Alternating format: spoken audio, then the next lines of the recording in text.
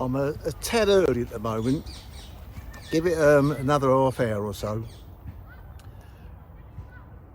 and this cemetery will become alive with the green parrots. You'll see wave after wave of them coming in from all directions across the park.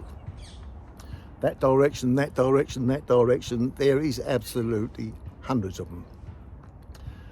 When you think it's not that long ago when the only time you see a green parrot would be in a pet shop or the zoo. But now they are prolific, they are everywhere.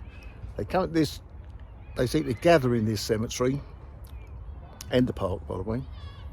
And then it's almost like somebody blows the whistle. Then all of a sudden they all depart more or less at the same time. Droves of them, absolutely droves of them, for the Lombardy poplars in the park over there, and that's where they sort of stay for the night. So bear with me, we'll have a look.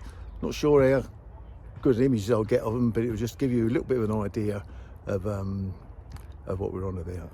It really is quite a spectacular sight, to be honest. And the noise, my God, you wouldn't want them in your next door neighbour's garden. But it's lovely.